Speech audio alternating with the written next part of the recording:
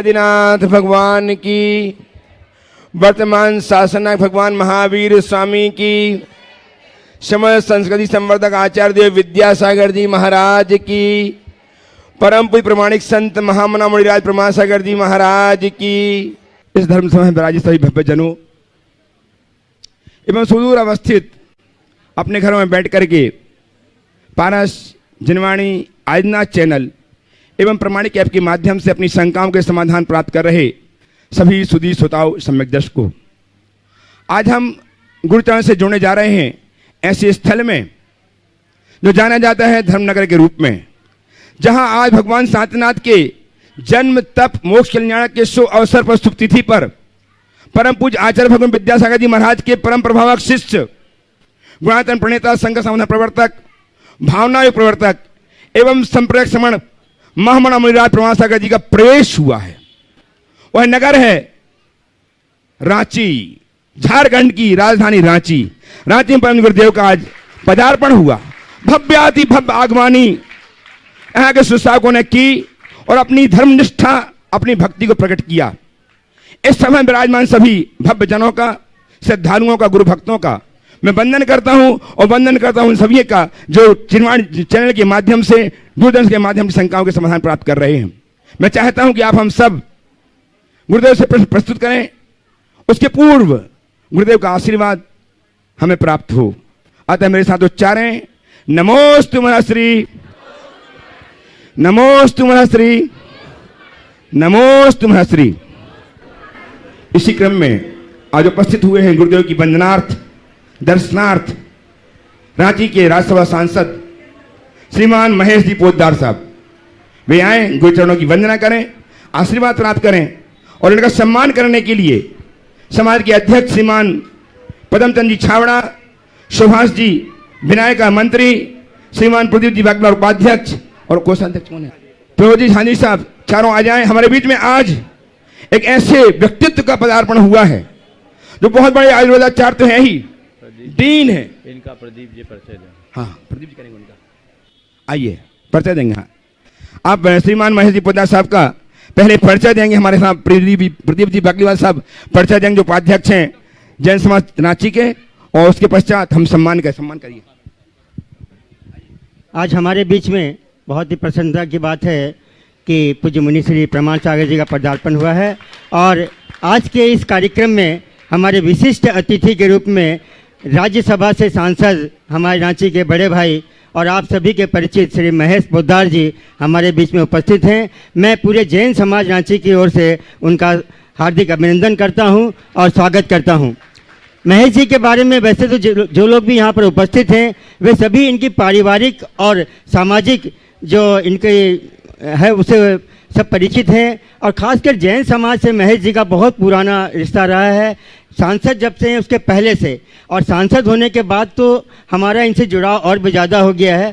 शायद सभी लोगों को जानकारी नहीं होगी कि सम्मेश शिखर जी के कार्य को लेकर के हम लोग कई बार महेश जी से मिल चुके हैं, चाहे वो सम्मेश शिखर जी में रेलवे लाइन की काम हो या अन्य कई काम हो। महेश जी ने बिना शांति से एकदम बिना किसी के ये कहे हुए वो काम को संपादित किया है और आज भी पूज्य मुनिश्री से इनकी बहुत सारी चर्चाएं हुई है और वह निश्चित रूप से उसका उचित प्रतिफल हम सभी को प्राप्त होगा। ऐसे सम्मानित व्यक्ति का सम्मान करते हुए हमें प्रसन्नता हो रही है। जोरदार तालियों से इनका अभिनंदन करें, स्वागत करें।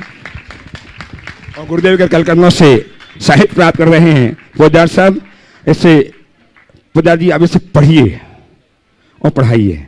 और हमारे बीच में आज श्रीमान आर.डी. मिश्रा जी साहब, डॉक्टर आर.डी. मिश्रा जी साहब जो अनंत गुरु भक्त तो है ही, डीन हैं और आयुर्वेद में और निरंतर गुरुदेव चरणों में आया करते हैं, आज भी उपस्थित हुए हैं। हम तालियां बजाकर अभिनंदन करें, ये आशीर्वाद प्राप्त करें गुरुदेव।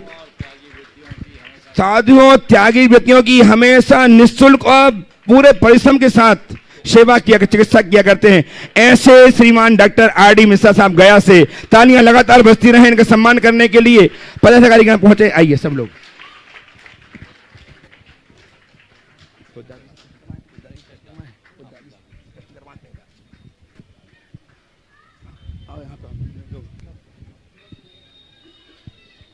और मैं आप सबको लिए चलता हूं गुरुदेव के समक्ष अपनी जिज्ञासाओं, अपनी शंकाओं, अपने प्रश्नों के साथ। पहले प्रश्न के लिए आमंत्रित कर रहा हूं श्रीमान महेश जी पोद्दार साहब को। अपने उम्मीदवारी व्यक्त करेंगे पोद्दार साहब और अपना प्रश्न भी प्रस्तुत करके आप हमको लाभान्वित करेंगे। पहले तो मैं आपको रांची में स्वागत, आपका रांची की जनता की ओर से आपको नमन, मेरी ओर से, मेरे परिवार की ओर से आपको बहुत बहुत प्रणाम। ये एक सही है कि जब से मैं बड़ा हुआ हूँ, जब से मैं आते जाते और जैन समाज के लोग और हम लोग कभी एक दूसरे को अलग नहीं समझे, और आज आपके द्वारा मुझे इतना सम्मान मिला, मैं समझता हूँ कि मेरा जीवन धन्य हो गया। आचार्य जी, मेरे मन में एक प्रश्न है जो आपने कहा कि आज विशेषकर युवाओं के लिए है, तो मैं एक प्रश्न, शायद इसमें 2-3 प्रश्न हैं कि अभी विश्व में जो काम करने की प्रणाली है और जैसे जैसे यांत्रिक होता जा रहा है, कंप्यूटराइज होता जा रहा है, आर्टिफिशियल इंटेलिजेंस आता जा रहा है, तो क्या मनुष्य के मस्तिष्क की क्षमता का उपयोग कम होगा? क्या उसके शरीर का उपयोग कम होगा अपने दैनिक कार्यक्रम में? क्योंकि कुछ विश्व के कुछ उन्नत देश हैं, वहाँ पे हफ्ते में 5 दिन काम करने का प्रचलन हुआ, फिर अभी बात हो रही वहाँ पे हफ्ते में 4 दिन काम करेंगे। तो ये जो बाकी समय जो बचेगा वो लोग क्या करेंगे? और क्या धीरे धीरे हम उस ओर बढ़ रहे हैं, जबकि हम प्रकृति से कुछ लेकर के और बिना कुछ किए हुए अपनी ज़िंदगी बिता लेंगे? पहला ये। और एक दूसरा प्रश्न है कि सामान्यतः एक मनुष्य, जैसे मनुष्य के बीच में जब कुछ प्राप्ति होती है तो एक समय के बाद में हम अपनी प्राप्ति को, जैसे उदाहरण के लिए मैं बोलूँगा तो स्पष्ट हो जाएगा कि मैं मर्सिडीज कंपनी के लिए काम करता हूँ। चूँकि जब मुझे गाड़ी की आवश्यकता होती है तो मैं 10 लाख की गाड़ी नहीं 1 करोड़ की गाड़ी खरीदता हूँ, चूँकि मेरे पास धन है। मैं रोलेक्स घड़ी खरीदता हूँ, चूँकि मेरे पास में धन है, मैं वो खरीदता हूँ। तो ये जो प्रवृत्ति बढ़ रही है, और ख़ास करके युवाओं में, कि जो खर्च करने की प्रवृत्ति बढ़ रही है हर समाज में, और जो पहले के लोग कुछ कमाते थे उसका एक हिस्सा समाज के लिए निकालते थे, करते थे, क्या ये प्रवृत्ति कम होती जाएगी? यदि कम हो रही है तो इसको बढ़ाने के लिए आप जैसे ज्ञानी जन क्या कर रहे हैं? बहुत बहुत महत्वपूर्ण सवाल आपने उठाया। सबसे पहले तो मैं कहूँगा, जैसा मुझे अभी बताया गया कि पोद्दार साहब जन्मना जैन न होने के बावजूद कर्मना जैन धर्म के लिए बहुत अच्छा काम कर रहे हैं। सम्मेद शिखर जी के लिए इन्होंने अपनी आवाज़ राज्यसभा में उठाई है, ऐसी जानकारी मुझे यहाँ दी, और अभी मैंने इनको चर्चा में भी कुछ टास्क सम्मेद शिखर के लिए दिया है। मुझे उम्मीद है ये अपनी क्रियाशीलता का परिचय देकर उसे अंजाम तक पहुँचाएंगे। आपने 2 बहुत महत्वपूर्ण सवाल उपस्थित किए हैं। पहला, तकनीकी विकास से कहीं हम मानवीय शक्ति या श्रम निरर्थक तो नहीं होंगे। 2 तरह के अनुभव है इसमें, और इसके दोनों पहलू। एक तरफ हम देखते हैं कि जैसे जैसे हम यंत्राधीन होते हैं हमारे मस्तिष्क की क्षमता कम होती जाती है। आप आज से 30 साल पहले हर व्यक्ति को सैकड़ों लोगों के नंबर याद रहते थे और लोगों से परिचय होता था, संपर्क होता था।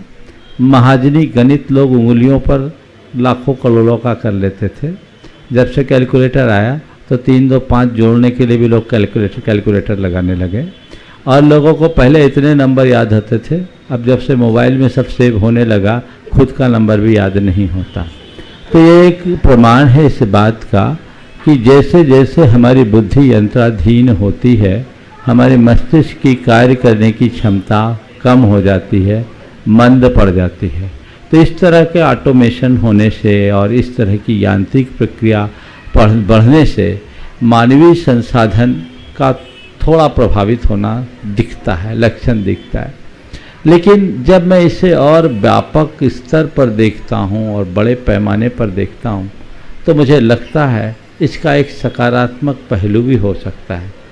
वह पहलू इस रूप में कि मनुष्य को अपने लिए कुछ कर्म नहीं करना पड़ेगा, तो उसकी इच्छाएं भी सीमित हो सकती हैं।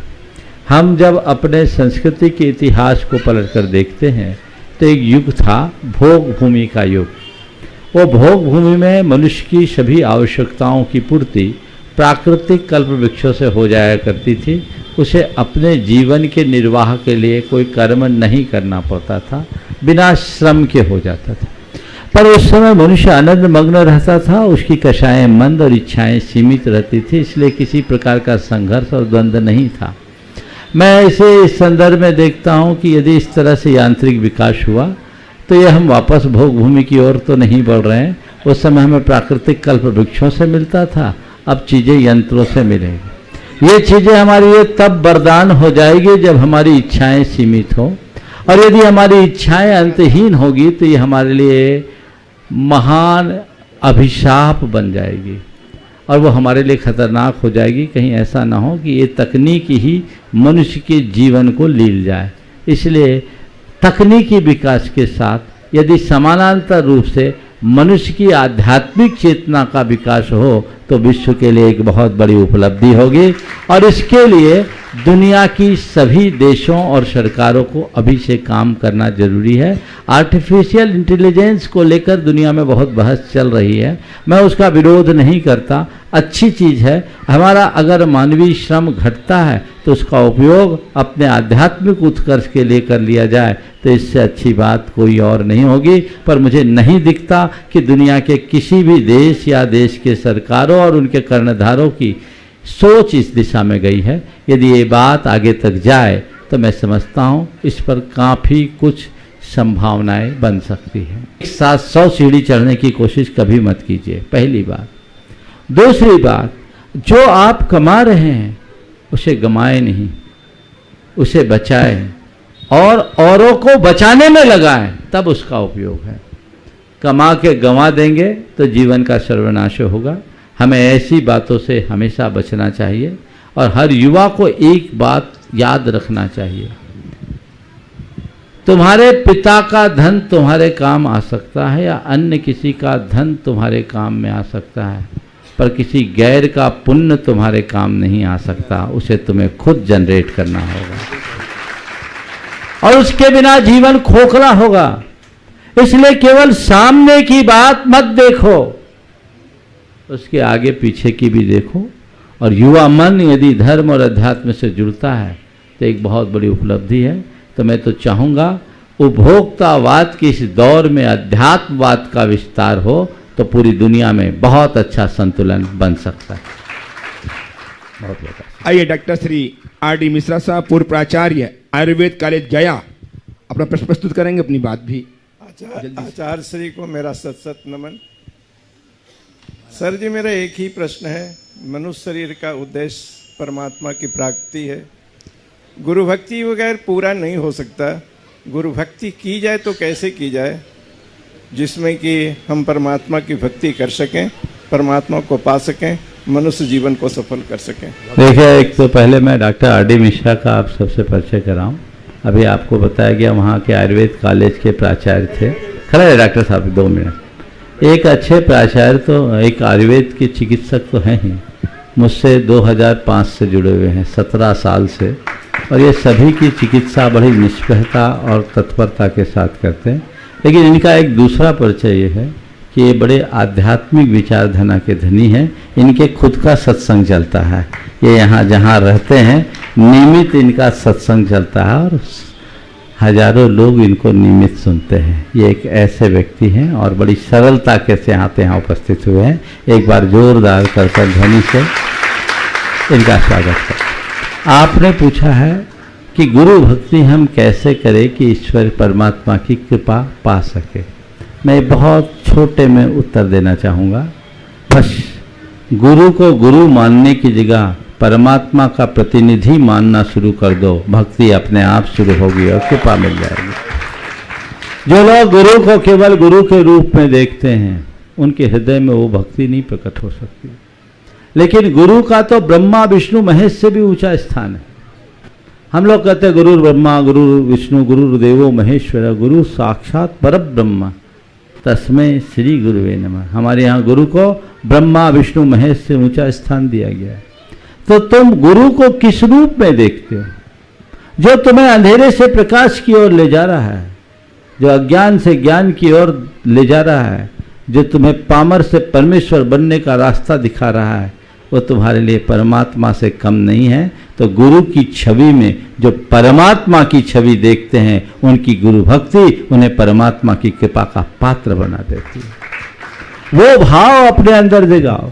अगर तुम किसी सदगुरु के शरण में जाते हो तो उन्हें एक सामान्य व्यक्ति की भांति देखोगे तो कुछ नहीं पा पाओगे, और उन्हें एक अनोखे तत्व के रूप में देखोगे, वह तत्व जो परमात्मा के प्रतिनिधि के रूप में इस धरती पर विचरण कर रहा है। तो तुम्हारी भाव भक्ति स्वाभाविक रूप से प्रकट होगी और वह तुम्हें वहां पहुंचाएगी जिसके तुम हकदार हो। बहुत बहुत आशीर्वाद। उपस्थित हूँ विशाल जी जैन रांची से। आज के इस सत्र में बताऊंगा आपको, मैं यंगस्टर्स के लिए है। परम पूज्य गुरुदेव ने आज इनके साथ वार्ता की और इन्हें पूरा अवसर दिया है। सारे युवकों को, रांची के युवक बड़े उत्साही युवक हैं, बड़े उमंग के साथ तैयार हो रहे हैं और गुरुदेव की बात मानने में बड़े तत्पर दिखाई दे रहे हैं। तो वे विशाल जी अजमेरा साहब, विशाल जी जैन रांची से उपस्थित हों और तैयार हैं शिखा जैन, यूपी में शिखा जी जैन, मेकॉन रांची। बोलिए बोलिए, वहीं से बोलिए। नमोस्तु गुरुदेव। उपस्थित हैं, तैयार रहे शिखा जी। जो जगह है वहीं खड़े हो जाएंगे, माइक पहुंचा देंगे वहाँ। नमोस्तु गुरुदेव। नहीं है मेरा ये सवाल है कि मेरा इंडियन माइथोलॉजी में काफ़ी इंटरेस्ट है। मैं और भी धर्म ग्रंथों में डूबना चाहता हूँ, उनको जानना चाहता हूँ। तो मैंने कई जगह ये पढ़ा है कि महादेव के लिए भी वही शब्द का प्रयोग किया जाता है जो हमारे ऋषभनाथ के लिए किया जाता है। दिगंबर, ऋषभनाथ, इनके लिए भी उन्हीं शब्दों का प्रयोग किया जाता है जो आदिनाथ के लिए किया जाता है। और जैन पाठशाला में मैंने ये पढ़ा है कि आगे भाव के जो हमारे 24 तीर्थंकर होंगे, उनमें श्री कृष्ण, रावण, राजा श्यांश, ये जो भी हाँ। राजा श्रेणिक, इनका भी जिक्र किया गया है। तो क्या जैन सभ्यता सबसे पुरानी है या सनातन सभ्यता सबसे पुरानी है? और ये मुझे खुद जारी रखनी चाहिए, ये जैन सभ्यता में ही मुझे अपना इंटरेस्ट दिखाना चाहिए? बहुत अच्छा सवाल आपने किया। देखिए, सवाल जैन सभ्यता या सनातन सभ्यता का नहीं है। मैं इस बात की चर्चा न करके कि जैन सभ्यता सबसे पुरानी है या सनातन सभ्यता सबसे पुरानी है, मैं इतना कहूँगा कि हमारी सभ्यता सनातन है, शाश्वत है, चली आ रही। सृष्टि के एक क्रम में परिवर्तन होता रहता है। भारत के इतिहास को लोगों ने अपने अपने तरीके से देखा है और लोग उसकी अपने अपने तरीके से व्याख्या करते हैं। पर मैं जहाँ तक समझता हूँ, भारत के मूलभूत इतिहास को सांप्रदायिक अभिनिवेश से देखा गया और मूल इतिहास को ठीक तरीके से आज तक प्रस्तुत नहीं किया गया। यदि हम भारतीय इतिहास पर दृष्टिपात करते हैं तो भगवान ऋषभदेव वैदिक ऋषियों के भारत आगमन से पहले अपना स्थान बना चुके थे। यही कारण है कि ऋग्वेद, यजुर्वेद, सोमवेद, अथर्ववेद जैसे वैदिक ग्रंथों में भगवान ऋषभदेव का अनेक स्थलों पर स्तुतिपरक उल्लेख है। ये भगवान ऋषभदेव के प्राग वैदिक होने का उदाहरण है। इसके साथ ही हड़प्पा और मोहनजोदड़ो के उत्खनन से प्राप्त अवशेष भगवान ऋषभदेव की ऐतिहासिकता को उद्घाटित करते हैं, जो आज से 5000 पुरानी सभ्यता में भगवान ऋषभदेव की पूजा अर्चा का विधान बताते हैं। तो इन सब चीज़ों पर बहुत गंभीरता से विचार करने की ज़रूरत है। मैं तुमसे 2 ग्रंथों के अध्ययन की बात करूँगा। अगर पढ़ना चाहते हो, भारत के इतिहास को ठीक तरीके से समझना चाहते हो, तो डॉक्टर ज्योति प्रसाद जैन की एक पुस्तक है, भारतीय इतिहास एक दृष्टि, जो भारतीय ज्ञानपीठ से प्रकाशित है। उन्हें पढ़े। भारत के इतिहास के अनेक अछूते पहलू को बहुत तथ्यात्मक ढंग से उन्होंने उद्घाटित किया। और दूसरा ग्रंथ है डॉक्टर कैलाश चंद जैन, उज्जैन वाले, उनकी कृति है जैन धर्म का बृहद इतिहास। हिंदी और अंग्रेजी दोनों में 3-3 वॉल्यूम में उपलब्ध है। आप उसे पढ़िए। उन दोनों को पढ़ोगे तो तुम्हें समझ में आएगा असल में इतिहास क्या था और हमें क्या पढ़ाया जाए। उपस्थित हूँ शिखा जी जैन, मेकान रांची, और तैयार हैं मनीषी जैन, रानी जैन, मेकान रांची। जिनका नाम ले अपने रहे स्थान जल्दी तैयार खड़े है, हो अपने जाएं। स्थान में खड़े हो जाएं, जिनका नाम ले रहे हैं उन तक अपने माइक स्थान में पहले खड़े से पहुंचा दो। जिससे माइक उन पास पहुंचाया जा सके। अगला माइक भी दे दो भाई। गुरुदेव के चरणों में बारंबार नमोस्तु नमोस्तु नमोस्तु। गुरुदेव, अभी थोड़ी देर पहले आपने कहा था कि हमको बच्चों के ऊपर धर्म थोपना नहीं चाहिए, लेकिन महाराज जी, अगर हम बच्चों में धर्म जबरदस्ती नहीं करवाएंगे, जैसे छोटे बच्चे उनको नहीं बोलेंगे कि तुम मंदिर जाओ या रात्रि भोजन का त्याग करो, ये सब संस्कार अगर हम उन्हें नहीं देंगे तो वो उस चीज़ को महाराज जी करना ही नहीं चाहते, क्योंकि वो उस चीज़ का उनको ज्ञान ही नहीं रहता है। और अगर हम उनसे ज़बरदस्ती करवाते हैं तो वो बोलते हैं कि मम्मी आप हमारे ऊपर ये सब क्यों थोपती हो। तो इसके लिए महाराज जी क्या करना चाहिए? मैं तो आपसे एक ही बात कहूँगा और वापस अपने वाक्य को दोहराऊंगा, संस्कार थोपना नहीं चाहिए, संस्कार जगाना चाहिए।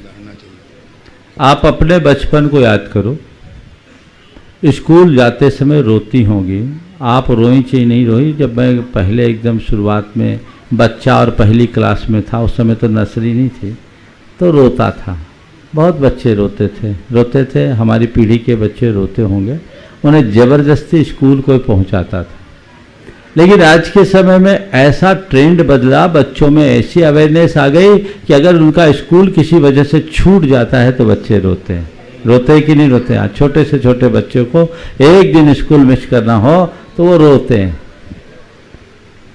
ये जागरूकता कहाँ से आई? उनको हमें बता दिया, उनके दिल दिमाग में बिठाने में हम समर्थ हो गए कि स्कूल का हमारे जीवन में कितना महत्व है। इसी तरह जिस दिन बच्चों के दिल दिमाग में आप ये बात बिठा दोगे कि मंदिर का हमारे जीवन में कितना महत्व है, वो बिना मंदिर के रह ही नहीं सकेंगे। हम ये तो कहते बेटा मंदिर जाओ, पर ये क्यों नहीं बताते कि मंदिर क्यों जाए? हकीकत बोलूं तो माँ बाप को खुद ही पता नहीं है मंदिर क्यों जाए, तो बच्चों को क्या बताएं?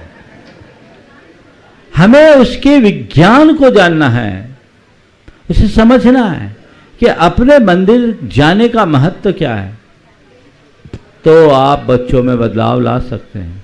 कोई भी बच्चा पूछे कि मंदिर क्यों जाएं, तो आप बच्चों को बताएं, बेटे मंदिर जाने से हम जब प्रार्थना करते हैं तो हमारी बुद्धि अच्छी होती है। अपने जीवन को अच्छा बनाए रखने के लिए हमें भगवान से प्रार्थना करना चाहिए, उससे मन शांत होगा, हमारे जीवन में पवित्रता आएगी, वो हमारे आदर्श हैं। हमें नया दिन मिला है जीवन का, भगवान को धन्यवाद देने के लिए हम मंदिर जा रहे हैं, क्योंकि उनकी कृपा से हमें जीवन का एक नया दिन मिला।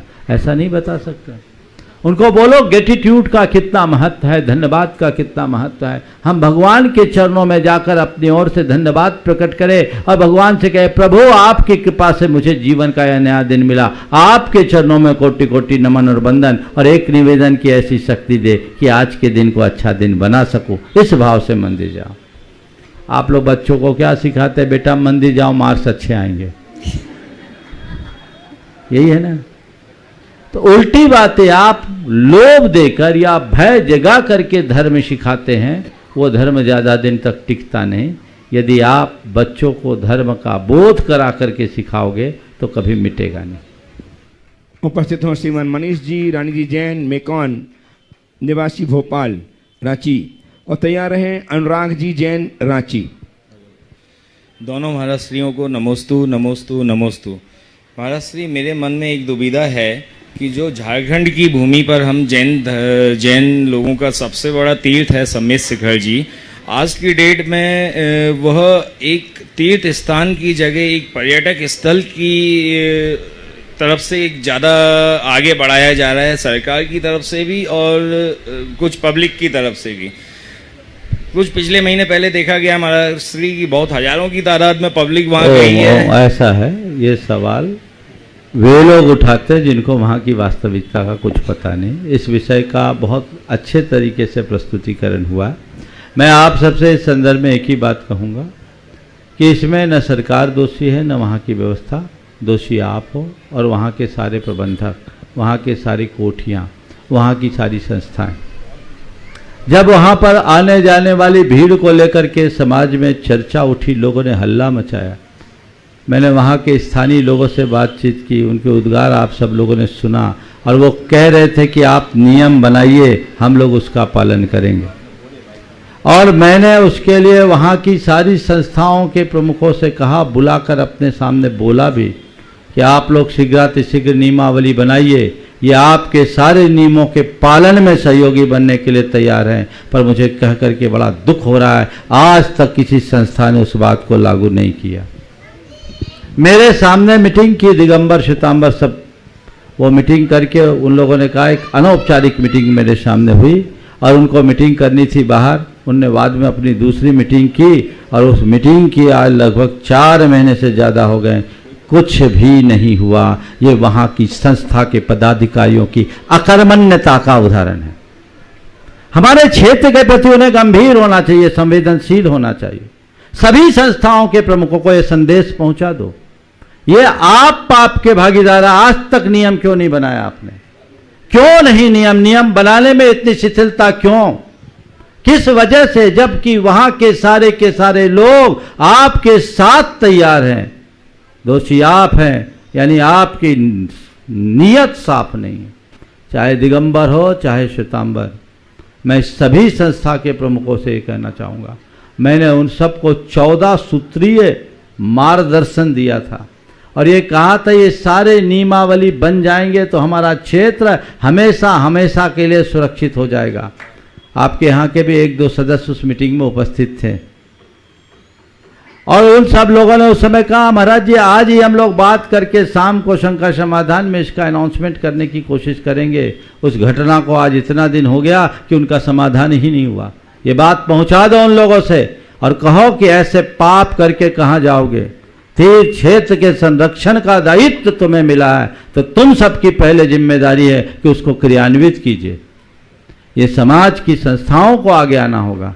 शासन के स्तर पर अगर कराना चाहे तो वो हो सकता, पर मैं नहीं चाहता था कि हमारे तीर्थ के ऐसी व्यवस्थाओं में हम शासन की इन्वॉल्वमेंट को रखें। हमारी संस्थाओं के स्तर पर जब ये सारा काम हो रहा है और वहाँ के सारे स्थानीय लोग, सभी संस्थाएं एक स्वर में जब इसके लिए समर्थन देने को तत्पर हैं, तो फिर इस पहल में विलंब क्यों कर? इसके पीछे उनकी मंशा क्या है, मुझे समझ में नहीं आया। मैंने आज तक कभी इसके विषय में जिक्र नहीं किया, पर आज आपने चर्चा छेड़ दिया तो मेरे अंदर की पीड़ा ये बाहर निकल रही है। सभी लोगों को पहुंचाइए और देश भर की सभी दिगंबर श्वेतांबर भाइयों से मैं कहता हूं, सब खबर करो वहां की संस्थाओं में, खासकर तीर्थ क्षेत्र कमेटी और जैन श्वेतांबर सोसाइटी के पदाधिकारियों को कि आप लोग आगे आकर के इस काम को करिए। 13पंथी 20पंथी कोठी के पदाधिकारियों को, अन्य संस्थाओं के पदाधिकारियों को कि आप पहल करके इस काम को क्यों नहीं करते। वहां एक समन्वय समिति भी स्थापित है, उनके पदाधिकारियों तक ये संदेश पहुंचाइए कि आप इसको तत्काल पहल करके इस काम को करिए ताकि हम क्षेत्र को ठीक कर सके। आने वाले दिनों में फिर मोक्ष सप्तमी आने वाली है, फिर वही हाल होगा। इसके जिम्मेदार आप होंगे, इस पाप के भागीदार आप होंगे, इससे बचिए।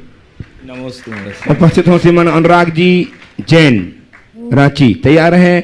नरेंद्र कुमार जी शैल रांची। नरेंद्र जी है ना? हाँ सर, अनुराग शैल अनुपस्थित है। आप नरेंद्र हैं? हाँ जी सर। अगला नाम और बोलो। अनुराग जी नहीं है? अनुराग जी कहाँ है? नहीं है। चलिए तैयार हैं। आभा जी जैन शैल रांची। आभा जी अपने स्थान पर खड़े हो जाएं। हाँ बोलिए। महाराज श्री के चरणों में बारंबार वंदन। महाराज जी, मेरा जो प्रश्न है वो छोटी सा है, लौकिक व्यवहार से जुड़ा हुआ है। देखने में आता है कि महाराज जी जब हम अनुकूल परिस्थिति में होते हैं तो बहुत से लोग प्राय भी मित्र बन जाते हैं, लेकिन जब परिस्थितियाँ प्रतिकूल होती है तो अपने भी प्राय जैसा व्यवहार करने लगते हैं, तो इससे मन में शुद्धता आने लग जाती है। अगर हम सोचें कि जैन धर्म है ये तो हमारे अशुभ कर्मों का उदय है, निकल जाएगा, या इसको ऐसा समझने की कोशिश भी करते हैं, तो एक बात मन में आती है, जैसे रहीमदास जी ने कहा था, रहीमन धागा प्रेम का मत तोड़ो चटकाए, टूटे से फिर ना जुड़े, जुड़े गांठ पड़ी जाए। तो हम चाहते हैं कि वो रिश्ता ना टूटे, उसमें बना रहे, प्रेम बना रहे, तो भी मन में एक वो शुद्धता रहती है। आपका आशय मैंने समझ जी, लिया। तो कैसे जब रिश्ते अपेक्षा और स्वार्थ से बंधे रहेंगे तो कभी न कभी टूटेंगे, और जिसके रिश्ते प्रेम से भरे रहेंगे तो कभी नहीं टूटेंगे। समझ गए? तो आप जिस रिश्ते को बोल रहे हैं वो रिश्ता नहीं, एक स्वार्थ से प्रेरित अनुबंध है जो टूटेगा। हम निस्वार्थ भाव से, प्रेम भाव से रखें। प्रेम भाव में अपेक्षाएं नहीं रहती, और जब हमारी अपेक्षाएं नहीं होती तो किसी की उपेक्षा हमें खलती नहीं। जो व्यक्ति अपेक्षा से भरे रहते हैं वो दूसरों के द्वारा की गई उपेक्षा से अपने आप को उपेक्षित मानते हैं। कई बार तो ऐसा भी होता है कि सामने वाले की तरफ से कोई उपेक्षित नहीं है, उपेक्षित नहीं किया गया, फिर भी वह अपने आप को उपेक्षित मान लेता है, इसलिए ऐसी परिस्थितियां होती हैं। हम कर्तव्य की भावना से भरकर प्रेम भाव से आपूरित होकर अपना काम करें तो ये दुविधा पल में समाप्त हो सकती। आइए आभा जी और हाँ, शैल रांची और अपने स्थान में खड़े हो जाएं। ऋषभ जी पांड्या शिक्षा कीजिए। ऋषभ जी पांड्या उपस्थित हो जाएं। हाथ उठा दे, हाँ वहाँ पहुँचाइए माइक, माइक पहुंचाइए वहाँ। नमस्ते युवाओं के हाथ में माइक दे दो, पीछे पहुँचाने के लिए टाइम बचेगा, भेज दीजिए पीछे। नमस्ते महाराज जी। अशुभ कर्म के उदय से यदि मन रुग्ण हो जाता है और उसके मैं पूछना चाहती हूँ, मन के रुग्ण होने से क्या उसके शारीरिक लक्षण दिखाई देते हैं उस पे? मन के रुग्ण होने पर बिल्कुल शारीरिक वेदनाएं होती है? देखिए, मनोरोगियों की जाकर निकट से देखो तो ऐसी ऐसी स्थितियां होती है जिसकी कल्पना नहीं की जा सकती। तो फिर अशुभ कर्मों को कैसे काटे महाराज जी? अशुभ कर्मों को काटने के लिए बहुत सारे उपाय हैं। हम भगवान की भक्ति करें, अपने जीवन को सकारात्मक दिशा में लगाएं, सत्संग करें, जाप करें। पर बहुत बड़ा पद। मन और शरीर दोनों रुग्ण होता है, मन और शरीर दोनों रुग्ण होता है तो उसकी चिकित्सा है। आप चिकित्सा करिए, मनोरोग की चिकित्सा करिए, शरीर की चिकित्सा कीजिए और इन सब के साथ भावना योग कीजिए, सब ठीक होगा। चलिए, ऋषभ जी पांड्या उपस्थित हो और तैयार हैं श्रीमान राजेश जी पूनम जी जैन पुणे से अपनी बेटी दीप्ति के साथ। अनंत गुरु भक्त पुणे। नमोस्तु नमोस्तु नमोस्तु गुरुदेव। गुरुदेव, मेरा प्रश्न है कि जब हम छोटे छोटे बच्चों को खिलाते हैं, 6 महीने, 1 महीने, 1 साल, 2 साल, 3 साल के बच्चों को, जो कि मूक होते हैं, बोल नहीं सकते हैं, लेकिन उनको खिलाते वक्त कुछ तरह की शैतानियां मन में उमड़ती हैं कि उनको सोते हुए को जगाने में मज़ा आता है, उनको छकाने में मज़ा आता है, उनको भगाने में मज़ा आता है, कभी कभी उनको रुलाने में भी मज़ा आता है। तो एक गोदी से दूसरे गोदी से तीसरे गोदी बच्चा परेशान होता है और कभी कभी रो भी देता है। तो इस तरीके से हमें तो मज़ा आता है, हम उसको परेशान भी नहीं करना चाहते, लेकिन अंततः वो परेशान होता है और रोने भी लगता है कभी कभी। तो इससे हमें क्या दोष लगता है? और अगर लगता है तो इसका वो तो बच्चा है। हाँ। आप परेशान करके मजा ले रहे हैं। अगर बच्चे के पास बोलने की क्षमता होती तो आपको बता देता कि परेशान क्या है। समझ गए? उस बच्चे की जगह खुद को खड़ा करके देखो और सोचो, मुझे इस तरह कोई परेशान करेगा तो क्या होगा। इसलिए बच्चों को दुलार करो, परेशान नहीं। चलिए, आइए श्रीमान अनंत मुनिभक्त श्रीमान राजेश जी पूनम जी अपनी बेटी दीप्ति के साथ पुणे से तैयार हैं। श्रीमती स्मिता जी पाटनी रांची। नमोस्तु महाराज जी। महाराज जी, पिछले दिनों हमने स्वाध्याय करते हुए एक सूत्र पढ़ा था कि धर्म कोई वॉशिंग पाउडर जैसा नहीं है कि पहले इस्तेमाल करे फिर विश्वास करे, बल्कि धर्म तो बीमा कंपनी जैसा है, जिंदगी के साथ भी जिंदगी के बाद भी। तो महाराज जी, हम अपनी जिंदगी में धर्म को किस प्रकार आगे भी कायम रखें? बहुत अच्छा सवाल है। धर्म वॉशिंग पाउडर नहीं कि इस्तेमाल करो फिर विश्वास करो। ये बीमा कंपनी की तरह है, जिंदगी के साथ भी और जिंदगी के बाद भी। आपने पूछा है धर्म को हम किस तरह इस्तेमाल करें। मैं तो कहता हूँ बस ये विश्वास अपने मन में बिठा लो और धर्म को अपने जीवन की मूल मान लो, जड़ मान लो, रूट मान लो, तो अपने आप धर्म के प्रति रुचि जगेगी और इस वाक्य को अपने जीवन का मंत्र वाक्य बना। बोलिए। नमस्ते गुरुदेव। गुरुदेव, आज एक छोटी सी जिज्ञासा मन में उत्पन्न हुई। आज सुबह जब आप आहार के लिए जा रहे थे तो इतनी प्रचंड गर्मी यहाँ पर है, उसके पश्चात भी आप लगभग 2.5 किलोमीटर दूर चंद्रकला दीदी जी के 2 किलोमीटर दूर चंद्रकला दीदी जी के घर पे आहार लेने के लिए गए। तो और तत्पश्चात जब आप वापस भी लौट रहे थे तो गुरुदेव हमने ये भी ऑब्जर्व किया कि मौसम भी जो है कुछ ठीक हुआ, थोड़े बादल भी आ गए थे। तो गुरुदेव, मैं ये जानना चाहता हूँ कि इतना दूर आपका जाना और बाद में इस तरह से मौसम में भी परिवर्तन होना, ये क्या उनकी गुरु भक्ति है, उनका पुण्य है या फिर कुछ और है? गुरुदेव देखो, गुरु भक्ति या पुण्य की बात मैं नहीं जानता। मैं तो इतना ही जानता, जो मेरे पीछे 2000 किलोमीटर आ सकता उसके लिए 2 किलोमीटर कौन सी बड़ी बात। आप बोलो, पिछले 15 साल से जो अपनी सेवा भक्ति में अपना सब कुछ समर्पित किए 17 सालों से, और उसके घर में जाने के लिए अगर हमें 2 किलोमीटर हो तो कोई बड़ी बात नहीं, ज़रूरत पड़े तो 20 किलोमीटर भी जाया जा सकता है। ऐसी क्षमता तो अपने अंदर विकसित करो, है ना? क्यों संजय बोल रहा था महाराज 2 किलोमीटर हार के पहले, मैंने उससे सुबह ही बोला कि 2000 किलोमीटर के आगे 2 किलोमीटर कुछ नहीं होता। ये भावना है, और भावना थी, उनका पुण्य भी था कि संयोग सब अनुकूल बन गए। तो भावनाएं सबको भाना चाहिए, सबकी भावनाएं हैं। हार तो कहीं लेना था, आज उनका निमित्त मिला और वो उसके हकदार हैं, तो मिल गया, आशीर्वाद। नमस्ते गुरुदेव। स्मिता जी पाठ में उपस्थित हों, तैयार रहें। कुमारी लाव्या जैन रांची से, माइक पहुंचाना सीखता कीजिए, माइक। लाव्या जी अपने स्थान में खड़े हो जाएं। लाव्या। द्वय मुनिराजों के चरणों में कोटिस नमन।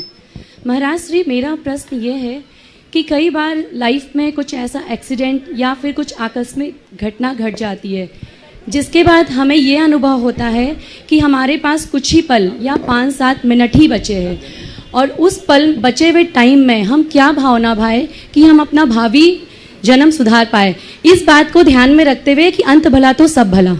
देखिए, हमारे शास्त्रों में संलेखना की बात है, संथारा की बात है, और इसमें एक संक्षेप संलेखना या संथारा है। इसको बोलते हैं संक्षेप संलेखना या समाधि प्रत्याख्यान। कभी ऐसी पोजीशन बने और ऐसा लगे कि अब तो बचना मुश्किल है, तो तत्क्षण सभी जीवों से क्षमा मांगो, सभी जीवों को क्षमा करो, अपने सर्व परिग्रहों का त्याग करो, और मन में एक संकल्प लो कि जब तक मैं इस उपसर्ग या इस परिस्थिति से बाहर नहीं निकलता, तब तक मेरा सब चीज़ों का त्याग है, और ये जो कुछ भी उपसर्ग है मेरे तन पर है, मेरी आत्मा पर नहीं है। और शांत भाव से प्रभु स्मरण करना लगो, नमोकार जपने लगो। बाई चांस अगर चले भी जाएंगे तो अच्छी जगह जाएंगे, और बच गए तो कोई परवाह है ही नहीं। उपस्थित हो लाव्या जी। लाव्या जी उपस्थित हो जाएं। कौन है लाव्या? अगला आज बढ़ो। तैयार रहे श्रीमती शुचि जैन। शुचि जैन नमोस्तु महाराज श्री। अपने स्थान में खड़ी हो जाएं। शुचि जैन।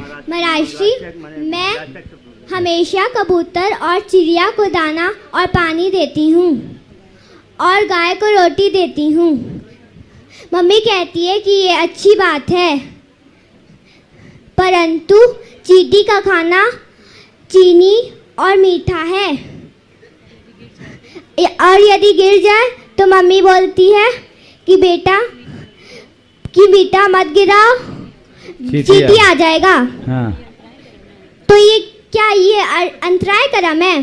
देखो बेटा, ऐसा है, खाना नहीं देना बात समझ गया। गाय और कबूतर के लिए दाना देना अच्छी बात है, चींटी को भी देना है तो दे सकते हैं, पर ऐसी जगह दो जहाँ किसी के पैर न पड़े। तुम उसको दाना दोगे, चींटी निकल जाएगी, सब लोग उसको कुचल देंगे तो पाप लगेगा, इसलिए मम्मी मना करती है। चलो शुचि जी उपस्थित हों, और तैयार है डॉक्टर योगेश जैन। तैयार है अपने स्थान में। मेरा नमोस्तु नमोस्तु नमोस्तु। महाराज श्री, डॉक्टर मेरा योगेश ये की बात प्रश्न है। है, गंधोदक को हमें मस्तक पे लगाना चाहिए, पर आजकल के लोग इसे पीने भी लगे हैं और अपने पूरे शरीर पर, यहाँ तक कि पैरों में भी लगाने लगे हैं। ये उचित नहीं है, कल ही इस पर प्रकाश डाला है। चलिए डॉक्टर योगेश जी उपस्थित हों। तैयार है सौरभ जी बिना किया। नमोस्तु महाराज जी। सौरभ जी, मैं एक चिकित्सक हूँ, और कई बार मेरी ओपीडी में मरीज आता है जो शारीरिक रूप से कमजोर होता है, तो वो ये कहता है कि क्या मैं मांस खा सकता हूँ, अंडा खा सकता हूँ, मछली खा सकता हूँ। तो मैं उसे ये जवाब देता हूँ कि अगर आपका धर्म अलाउ करता है तो आप करिए, लेकिन आप और भी बहुत चीज़ों से अपना प्रोटीन लेवल बढ़ा सकते हैं। तो क्या मेरा ये जवाब सही है या मुझे और किसी रूप से जवाब देना चाहिए? बिल्कुल सही नहीं है। आपको उनको ये जवाब आहार विज्ञान के अनुसार से देना चाहिए, फूड साइंस के अनुसार, और उनसे कहना चाहिए कि आप इस तरह के मांस और अभक्ष वस्तुओं का भक्षण करने की जगह आप उसके सब्स्टिट्यूट को लीजिए, और विश्व स्वास्थ्य संगठन के द्वारा जारी बुलेटिन के आधार पर जो खाद्य पदार्थों के मानक हैं उन्हें बता देना चाहिए, और कहना चाहिए कि मांसाहार से शाकाहार ज़्यादा स्वास्थ्यकारी है। आप अगर अपने आप को हेल्दी बनाए रखना चाहते तो इसको छोड़ दीजिए। अगर छोड़िएगा तो दोबारा बीमार नहीं पड़िएगा, खाइएगा तो बार बार मेरे पास चक्कर लगाना पड़ेगा। इसलिए आप उसे धर्म से मत जोड़िए, इसे विज्ञान से जोड़ने की कोशिश कीजिए, और ये हर चिकित्सक को करना चाहिए। तभी आप अपने अध्ययन के टाइम में जो थोड़ा बहुत डिसेक्शन में पाप किए हैं ना, उसका प्रायश्चित कर पाओगे। जितना बन सके उतना लोगों को अहिंसक बना। नमस्कार। आइए श्रीमान सौरभ जी बना किया रांची, और तैयार है कुमारी अनुषा जैन। अपने स्थान में खड़ी हो जाए। अनुषा। दोनों महाराज जी माइक के पहुंचाइए चरणों अनुसर जी के में पास। दोनों महाराज जी के चरणों में बारंबार नमोस्तु। महाराज जी, मैं जानना चाहता हूँ कि अगर परिवार का एक प्रमुख सदस्य धर्म और समाज के कार्यों में पूरी तरह लगा है, तो परिवार की बाकी जिम्मेदारियां निभाने के लिए अगर चाहते हुए भी समय नहीं निकाल पा रहा हूँ, तो क्या करना चाहिए? क्या सुभाष का बेटा तो नहीं? हाँ, बहुत अच्छी बात है। देखिए, ये बहुत अच्छी बात है कि तुम एक ऐसे पिता के पुत्र हो जो आज समाज के कार्यों में, धर्म के कार्यों में पूरी तरह से समर्पित भाव से काम दे रहे हैं। लोग तो और भी तरीके से व्यस्त होते हैं, लेकिन अगर धार्मिक सामाजिक कार्यों में कोई व्यस्त होता है तो पुण्योपार्जन करता है। पहली सलाह तो तुम्हारे लिए ये है कि तुम्हारे पिता या अन्य कोई अच्छा कार्य करे और तुम नहीं कर पाओ तो कम से कम जी भर के उनकी अनुमोदना करो। 6वां भाग तो तुम्हारे खाते आ ही जाएगा कि आप कर रहे, चलो मैं नहीं कर पा रहा हूँ, आप करो और मेरे बदले का भी आप कर लो। एक पर इसके साथ साथ ये भी ध्यान रखो कि खुद के खाने से ही पेट भरता है, दूसरों के खाने से नहीं। तो मुझे भी जब जब समय मिले मैं अपना समय निकाल कर उतना नहीं तो जितना बन सके करूं, और ये लक्ष्य बनाओ जब मेरा बेटा मेरा जैसा हो जाएगा तो मैं भी पापा के रास्ते पे निकल पड़ूंगा। ये एक रास्ता है। आपके यहाँ भी एक बहुत अच्छी प्रस्तुति होने वाली, एक बहुत अच्छा आदर्श 1-2 दिन में प्रकट होने वाला है। और क्या व्यवहार होना चाहिए घर के प्रमुखों का, और कितनी जिम्मेदारी घर गृहस्थी की कब तक रखनी चाहिए, एक बहुत अच्छा उदाहरण 1-2 दिन में आपके बीच प्रस्तुत होगा जो देखने लायक है। तो तुम ये सोचो कि ये तो तुम्हारी बात है, और इधर से तुम्हारे पिताजी से जो यहीं सामने खड़े उनसे मैं कहूँगा कि थोड़ा थोड़ा कभी कभी ऐसा भी करो कि बेटे तू जा मंदिर में दुकान संभालता हूँ, आज महाराज आए बहुत दिन बाद आए तो जोड़ 2-3 दिन तू देख, बिहार तू करा, मुझ पर छोड़, तू जा, तेरा इंटरेस्ट अभी से क्रिएट होगा तो तू कल मेरी जगह ले। ये भी थोड़ा थोड़ा कर ले। सासुएं भी बहुओं को भेजे और माँ बाप अपने बच्चों को थोड़ा प्रोत्साहित करे तो मामला बहुत अच्छा हो। उपस्थित हो श्रीमती अनुषा जी जैन रांची से, और तैयार हैं श्रीमान अंकित जी अजमेरा। पीछे माइक दीजिए जल्दी से। अंकित जी अपने स्थान में खड़े हो जाएं। अंकित जी अजमेरा, माइक दीजिए अंकित जी को। परम पूज्य दोनों मुनिराजों के चरणों में मेरा बारंबार नमोस्तु नमोस्तु नमोस्तु। महाराज श्री, जैसा कि आज आपने कहा कि हमें बड़े पुण्योदय से जैन धर्म कुल मिला है और हम बहुत सौभाग्यशाली है कि हमें जैन धर्म में जन्म मिला, लेकिन महाराज श्री आज के समय में जो हम धर्म से विमुख हो रहे हैं, जैसा कि आप अभी थोड़ी देर पहले आपने कहा, जब माता पिता को ही नहीं पता कि हमें मंदिर क्यों जाना है या धर्म क्या होता है, तो कहीं इसका मुख्य कारण हमारी स्वाध्याय की कमी तो नहीं कि हम बिल्कुल ठीक कह रहे हैं, स्वाध्याय की कमी है। और आज के समय में लोगों की जीवन शैली ऐसी बन गई है कि हम उनसे नियमित स्वाध्याय करा भी नहीं सकते। तो इसका एक बहुत अच्छा विकल्प है, हम समय समय पर शिविरों को आयोजित करें। अलग अलग उम्र समूह के लोगों का अलग अलग शिविर, उस तरह के शिविर आयोजित करके यदि हम उन्हें ज्ञान दें तो बहुत बड़ा बदलाव होगा। और अभी कुछ दिन पहले ही मेरे चिंतन में ये बात आई और बहुत जल्दी मैं उसकी शुरुआत भी करने वाला। हमें 12-13 साल की उम्र से ही लोगों को समय समय पर शिविर में लेना चाहिए, अलग अलग उम्र समूहों के, और उनको इतना बोझ देना चाहिए जो जीवन भर की खुराक हो जाए। साल में 5 दिन 7 दिन का इस तरह का शिविर हो तो वो उनके जीवन के लिए बहुत उपयोगी हो सकता है। हमें इस तरह के कार्यक्रमों को बनाकर उन्हें बहुत जल्दी प्रोत्साहित करना चाहिए। उपस्थित हो श्रीमान अंकित जी अजमेरा साहब रांची से, तैयार हैं श्री राजकुमार जी सरावगी। नमोस्तु महाराज श्री। महाराज श्री, जैनागम में हम जब पढ़ते हैं सम्यक दर्शन के 25 दोषों के बारे में, तो उसमें 8 मदों का वर्णन आता है जो कि मुख्य रूप से मान कषाय का रूप है। तो महाराज श्री, मेरा प्रश्न ये है कि सम्यक दर्शन के दोषों में आचार्यों ने मान कषाय को 8 भेदों में कहा, पर अन्य कषाय को डायरेक्ट रूप में वर्णन नहीं आता है। तो क्या हम ये समझ सकते हैं कि सम्यक दर्शन के दोष में या हानि में मान कषाय सबसे ज्यादा डिस्टर्बेंस पैदा करता है? सबसे बड़ा खतरनाक तत्व है मान। समझ गए क्यों?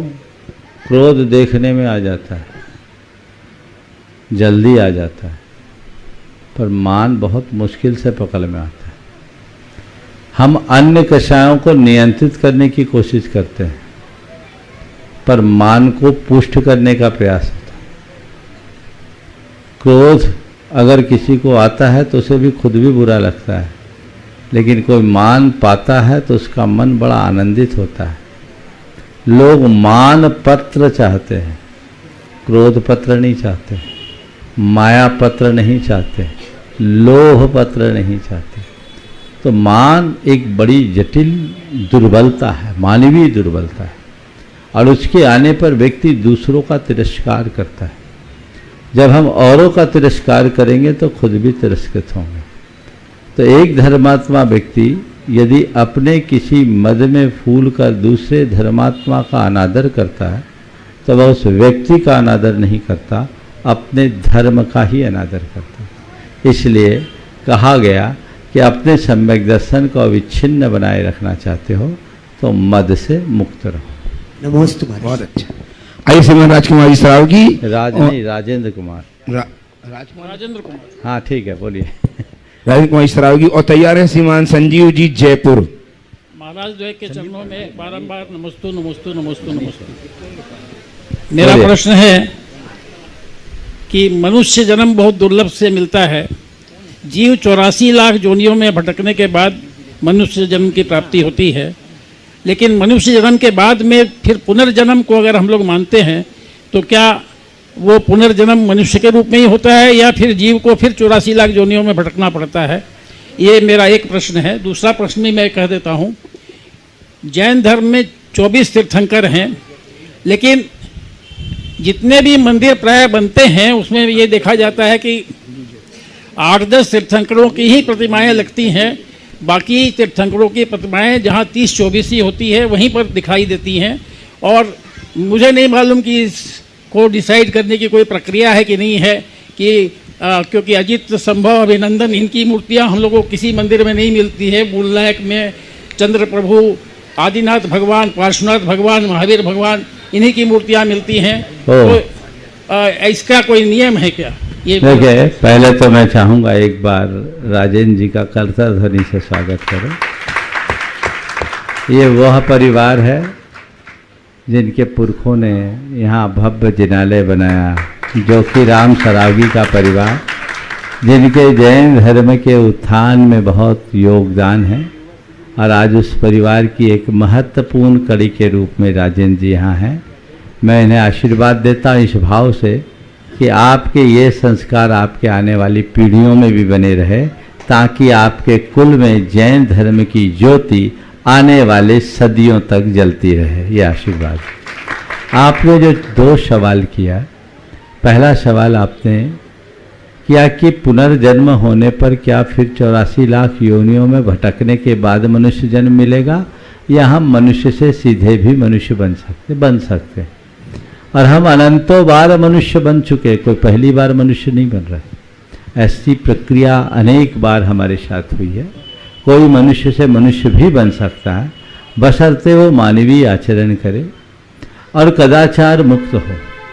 कई लोग ऐसे होते हैं जो अच्छे आचरण करने के साथ साथ भी कदाचार करते हैं, तो मनुष्य भी बनेंगे तो दीन दुखी बनेंगे, भिखारी बनेंगे, मूक बनेंगे, बधिर बनेंगे, शरीर विकृतांग बनेंगे, विकलांग बनेंगे। तो हम अपने आप को भाग्यशाली समझे कि हमने जरूर सत्कर्म किया है, इसलिए आज सब तरह से समर्थ मनुष्य बने हैं। और यदि हम सत्कर्म करेंगे तो मनुष्य बनना तो बहुत छोटी बात है, हम भव पार भी उतर सकते हैं। आपका दूसरा सवाल, 24 तीर्थंकरों को मूल नायक क्यों नहीं बनाया जाता? बहुत सारे स्थानों पर है। हमारे मूल आराध्य 24 तीर्थंकर हैं, हम किसी को भी विराजमान कर सकते हैं, पर लोक में ज़्यादातर पार्श्वनाथ भगवान के जिनालय हैं, क्योंकि पार्श्वनाथ पर उपसर्ग हुआ, लोगों में एक मान्यता बन गई पार्श्वनाथ विघ्न के हरता है, शांतिनाथ शांति के करता है, आदिनाथ हमारे मूल शासन नायक हैं, आद्य प्रवर्तक हैं, और चंद्र प्रभु भगवान के साथ कई चमत्कारिक घटनाएं घटी, और महावीर भगवान हमारे शासन नायक हैं। तो इन सब के मूर्तियाँ मूल नायक के रूप में ज़्यादा प्रचलन में आ गई, लेकिन इसका अर्थ ये नहीं कि यही है, अन्य भी हैं। आपके यहाँ वासुपुर जिनालय बना, शास्त्रीय दृष्टि से देखा जाए तो ये स्थापनाकर्ता और स्थान, इन दोनों को ध्यान में रख करके चयन करना चाहिए, किस नगर में किस भगवान को मूल नायक के रूप में विराजमान किया जाए। रांची और राय बहादुर परिवार का बड़ा अच्छा मेल बना और इसलिए यहाँ वासुपूज्य भगवान का योग बना था। इसी वजह से वासुपूज्य जिनालय स्थापित किया गया और आप लोग महसूस कर रहे हैं 14 वर्षों में वो जिनालय और उस जिनालय से जुड़े हुए लोगों की कितनी उन्नति हुई है। सभी जगह के लोगों को मैं ये कहूँगा कि मूल नायक के रूप में 24 तीर्थंकर ही रखना चाहिए और योग विधि विधान के ज्ञाता प्रतिष्ठाचार्य या गुरुओं से परामर्श करके ही मंदिर के मूल नायक का चयन करना चाहिए। हाँ, जो पुराना मंदिर है जिसमें पहले से कोई भगवान मूल नायक के रूप में है तो वहाँ बदलाव करना उचित नहीं, पर नए मंदिर का निर्माण हो तो शास्त्रीय आधार को लेकर करे तो ज़्यादा उचित। आइए श्रीमान संजीव जी जैन जयपुर से और तैयार हैं श्री निहाल जी लाधानी, अतुल लाधानी गौतम सुमन संरक्षक, उनके सुपुत्र तैयार रहेंगे। नमस्ते महाराज जी। महाराज जी, आपको भी कभी क्रोध आता है क्या? दूसरा सवाल मेरा ये है कि मेरी बेटी 11 साल की है और उसको बहुत क्रोध आता है।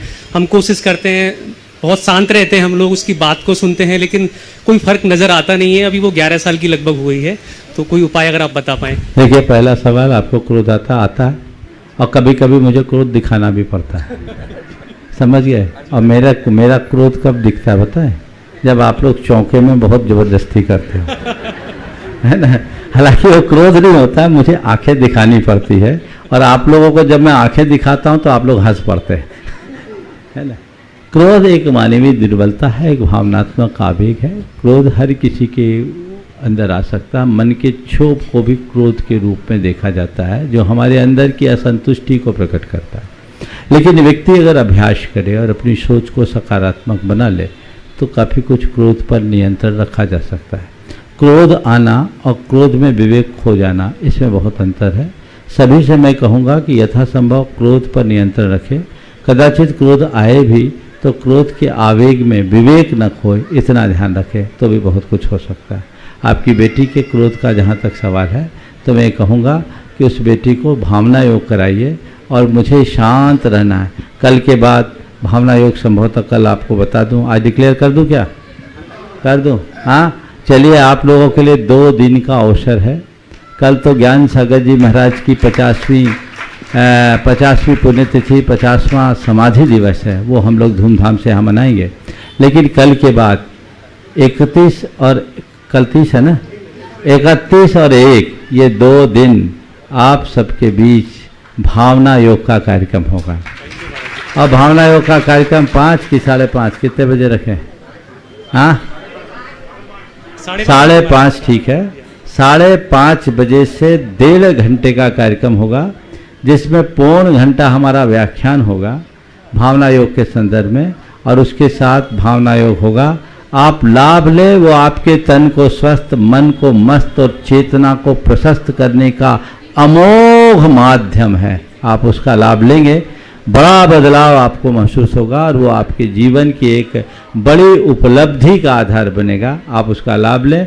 उसमें मैं बताऊंगा भावना योग का क्या प्रभाव है और लोगों के जीवन में कितना बदलाव आया है। हमारे राजेश जी भावना योग के प्रचार प्रसार में बहुत लगे हुए हैं, प्रमोटर हैं।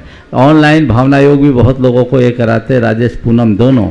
और देश में ऐसे करीब 1000 लोग हैं जो लोगों को भावना योग करा रहे हैं और हजारों लोग नियमित भावना योग कर रहे हैं।